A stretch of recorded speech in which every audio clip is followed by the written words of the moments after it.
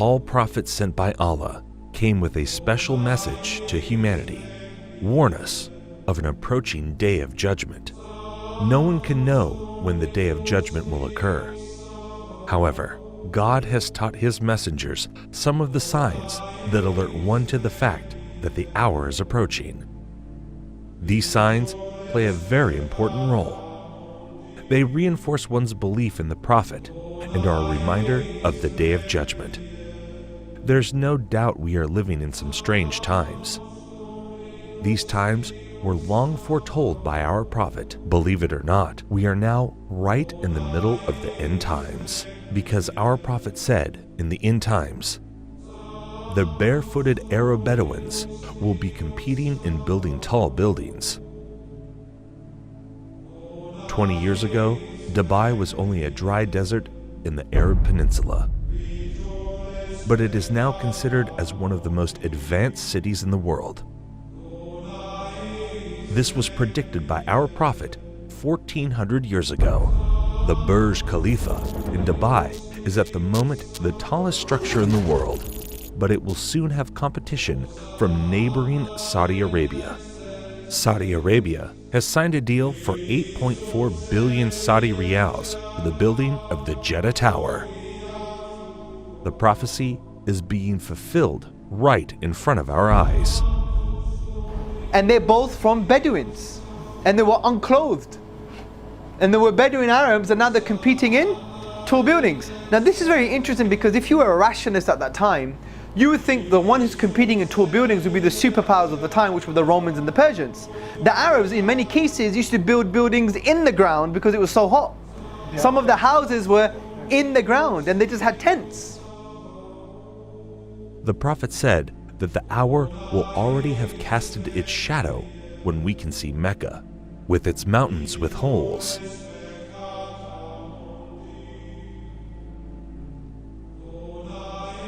And its buildings reaching the mountaintops. Only a real prophet could make such clear and accurate predictions. The Prophet also said that in the end times, female singers and musical instruments will become popular.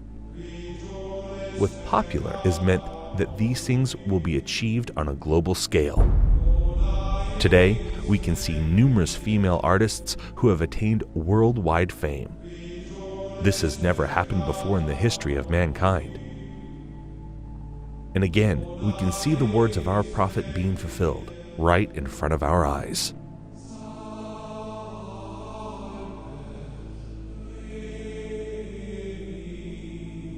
In the end times, people will dance late into the night. Muslim men will resemble unbelieving men. Muslims will slowly but deeply appropriate the traditions and ways of the Christians.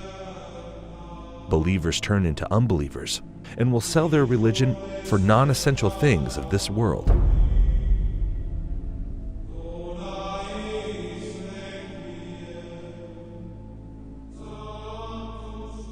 Women who will be dressed, yet will appear to be naked. They will seduce men and will be inclined towards them.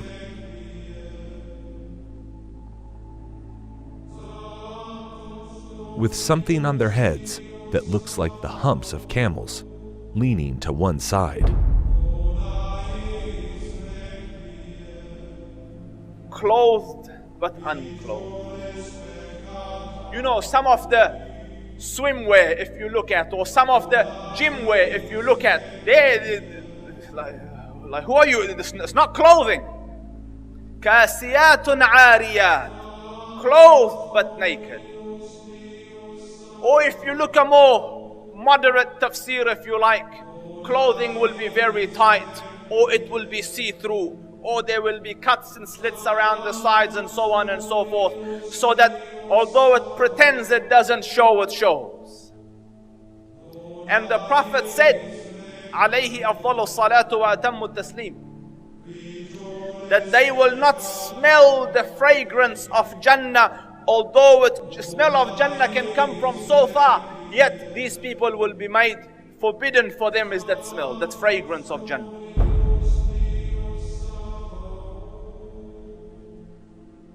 people will walk in the marketplace with their thighs exposed. This sign is very obvious, especially in Western countries. Keep in mind, these events are very recent. Just 100 years ago, even in these countries, the women wore modest clothes. The Prophet said, "Most certainly, people from my nation will consume liquor which they will describe with some other names." This is a prediction and a reference to the different brands of alcohol that are available today. Liquor stores are strewn throughout the city of Amman. By law, bars and liquor stores must be owned and run by Christians. No Muslims allowed. However, Muslims are perfectly free to patronize them, and they do. Our customers are both Christians and Muslims. We don't really have problems here. There will be many women of childbearing age that will no longer give birth. Women continue to delay having children, according to new data from the Centers for Disease Control and Prevention. The average age for first-time mothers increased from 24 in 2000 to 26 in 2014. The Prophet said these women will enter the workforce out of love for this world, and this is why they will delay having children. Researchers believe the trend of waiting to have children will continue as more women focus on career before starting a family and as they pursue fertility options like egg freezing. In the end times, there will be snubbing and standoffishness among people. There will be an abundance of food, much of which has no blessing in it. This is clearly a reference to fast food, which has absolutely no nutritional value. Wealth will increase so much so that if a man were given 10,000, he would not be content with it. But the wealth will be shared out only among the rich, with no benefit to the poor. The rich will get richer and richer. Today, the top 1% wealthy people have half of the wealth in the world. Western corporations are plundering developing countries. The decoration of mosques will be a matter of pride and competition. Abundance of police squads and oppressive officials who wield whips the size of the tails of cattle.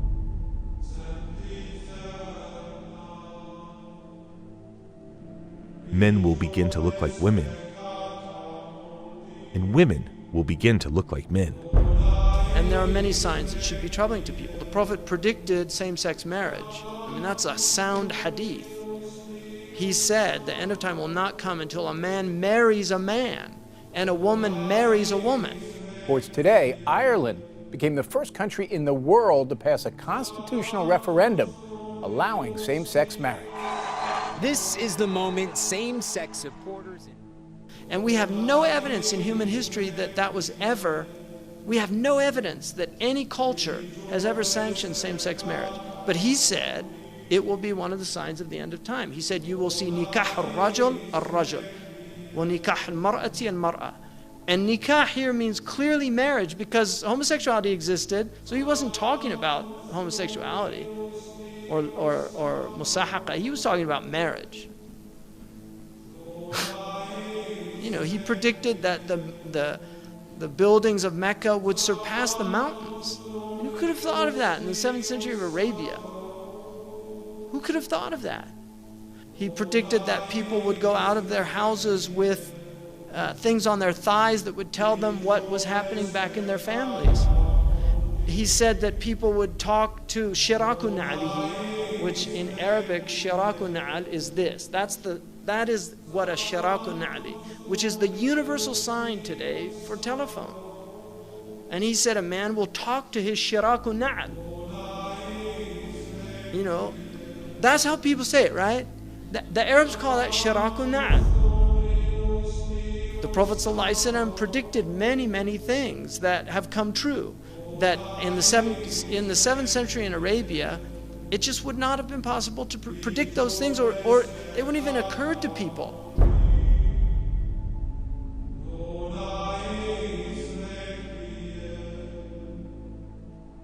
The Prophet said children born outside of marriage would become commonplace.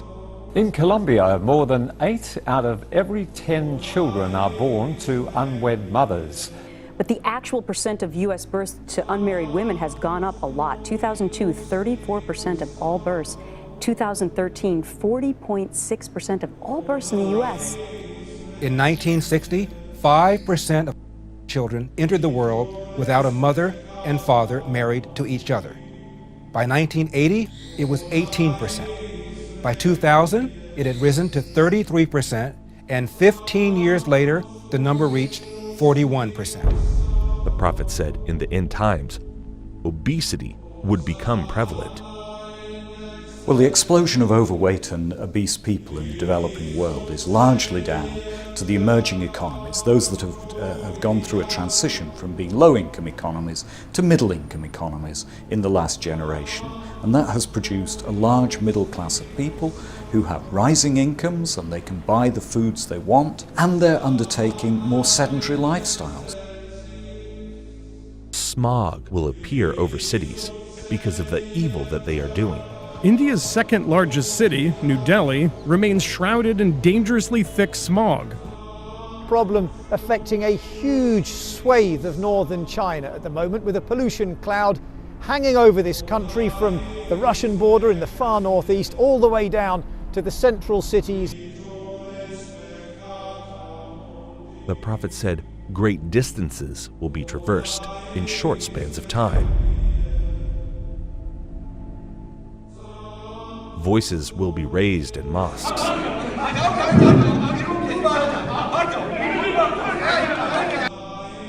Rain will be acidic or burning.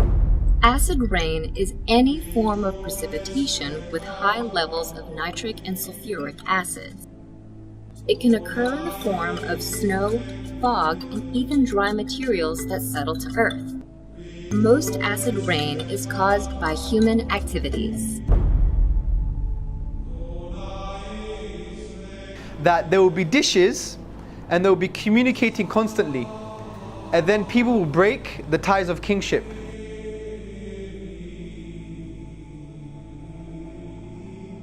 The word for dishes is literally a dish, and the word that's used now is the word for satellites, and they're dishes and they communicate. Academic journal that says there is a correlation between people sitting at home watching satellite TV and not having communal family ties anymore.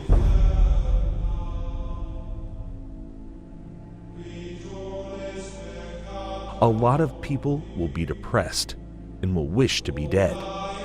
Depression is now a global epidemic. In fact, if we look in the US, we now find that nearly 1 in 4 Americans will experience the agonizing, debilitating pain of depressive illness by the time they reach age 75. Depression is the main driver behind suicide, which now claims over 1 million lives every year worldwide.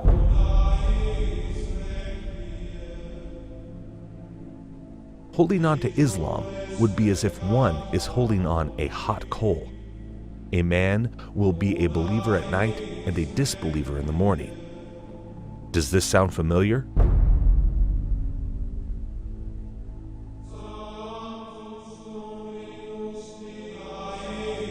These signs leave absolutely no doubt about the prophethood of Muhammad. May the blessings of Allah be upon him.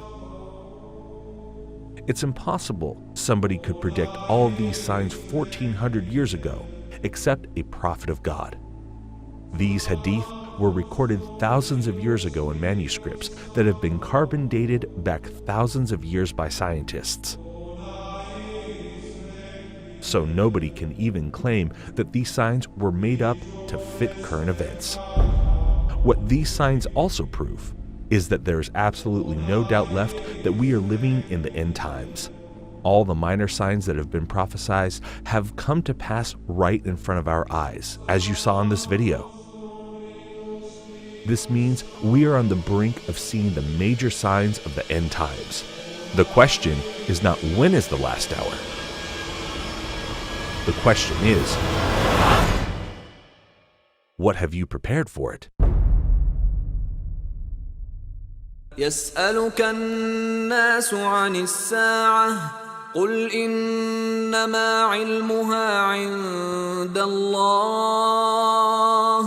وما يدريك لعل الساعة تكون قريبا.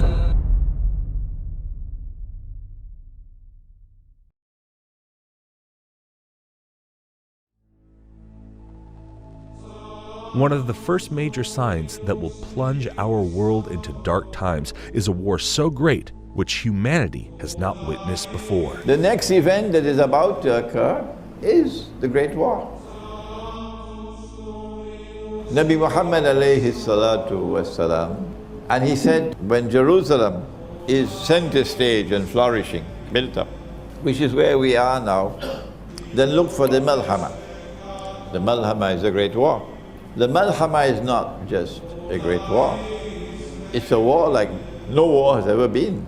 That 99 out of every 100 of the combatants will die, will be killed. The only way that 99 out of every 1,000 can be killed is if it's a war with weapons of mass destruction.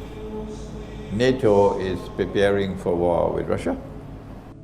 This war has been planned long before the evil forces that rule the world today. These same evil people caused World War I and World War II. We can prove this claim by a letter that was written by an American general, Albert Pike. A 33-degree Mason and a top leader of the Ku Klux Klan, Pike was also believed to be a Luciferian. He claimed he was able to summon Lucifer at will as the Grand Master of the Order of the Palladium. In 1871, Pike allegedly sent a letter to an Italian political activist named Giuseppe Mazzini, in which he describes a curious dream about 3 world wars. In this letter, Pike apparently outlines specific events leading up to World Wars I and II. Additionally, Pike pushed for the organization of communism, Nazism, Zionism, and other international movements as tools to escalate these conflicts. According to this letter, the Illuminati will provoke a 3rd World War by creating religious conflicts in the Middle East. After this war is ended, the letter claims that nihilists and atheists will create bloody turmoil, leading the world's disillusioned masses to follow Lucifer. Today, we can see clear preparations being made for this war.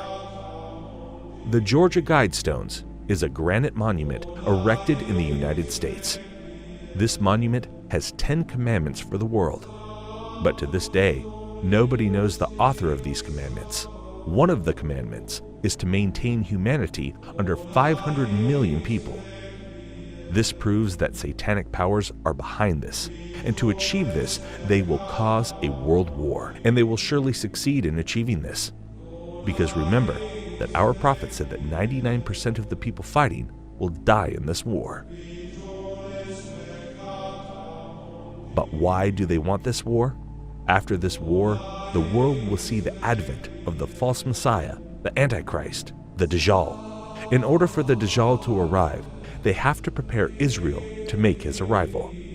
That there is a fella, a mastermind at work, who wants to rule the whole world. He is the one who says a man could marry another man and get a marriage certificate.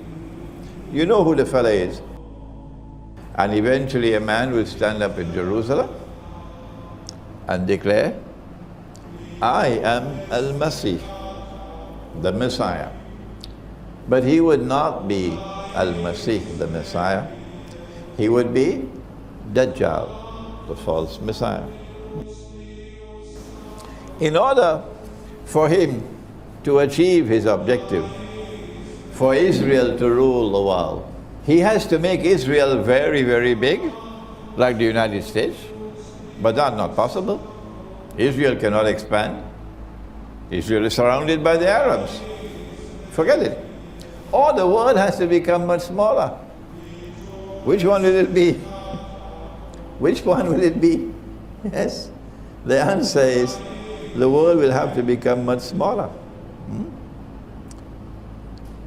And that's why we're going to have nuclear war. The main goal of World War I was to dismantle the Islamic State and establish a Jewish Holy Land in Palestine. 1914. talk begins in the British cabinet at the highest levels of promising a Jewish homeland to the Zionists. The Zionists were a movement, a group of influential, powerful Jews in Europe, and the goal of Zionism was the establishment of an independent Jewish homeland, preferably in Jerusalem. But after Israel was established, the majority of the Jews were against a Jewish Holy Land. American Jews, by and large, scoffed at the idea of an independent Jewish homeland. They thought this is ridiculous, we're happy where we are, we're acclimatized, we love America. There was no notion, and they did understand it would cause problems and whatnot. This is why they used Hitler to plunge the world in a second world war and commit a genocide on the Jews. Jews in America did not support Zionism until basically Hitler and World War II. That's when they felt the need to have an independent Jewish homeland, and this is well documented. This is not some type of theory. This is a known fact. World War III will be caused to reduce the world population. This will make it easier for them to rule the world. This is their new world order, with the Dajjal as their ruler. As they say to the world, we must come back to religious values. This is Pax Judaica. But their oppression will be greatest of all, because they want to rule over everybody.